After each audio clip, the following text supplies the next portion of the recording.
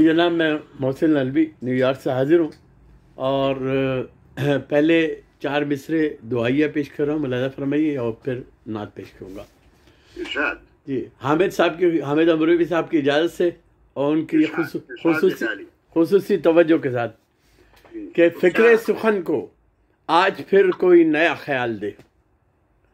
اللہ تعالیٰ کی بارگاہ میں 4 مصرے پیش کر رہا ہوں کہ فکر سخن کو آج پھر کوئی نیا خیال دے جو کہ میرے وجود کو حب نبی میں ڈھال دے. فکر سخن کو آج پھر کوئی نیا خیال دے جو کہ میرے وجود کو حب نبی میں ڈھال دے، اور حب نبی میں اس طرح اپنے عمل کو رنگ دوں. حب نبی میں اس طرح اپنے عمل کو رنگ دوں، حب نبی کا ذکر ہو دنیا میری مثال دے. سبحان اللہ.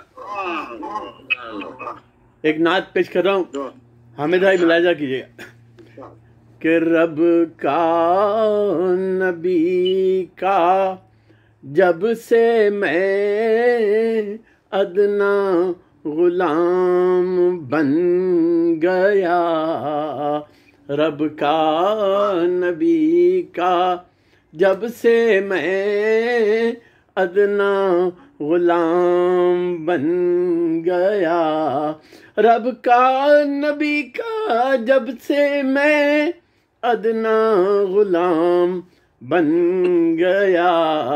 وقت نے مجھ سے یہ کہا جا تیرا کام بن گیا، وقت نے مجھ سے یہ کہا جا تیرا کام بن گیا. اور ان کے ہی در کی حاضری میرے لیے سند بنی، ان کے ہی در کی حاضری میرے لیے سند بنی. میرے عروج کا نقیب ان کا سلام بن گیا، میرے عروج کا نقیب ان کا سلام بن گیا. اور لکھے تھے چند شعر ہی ان کی ثنا کے باب میں، لکھے تھے چند شعر ہی ان کی ثنا کے باب میں. مدح رسول پاک میں میرا مقام بن گیا، لکھے تھے چند شعر ہی ان کی ثنا کے باب میں. مدح رسول پاک میں میرا مقام بن گیا.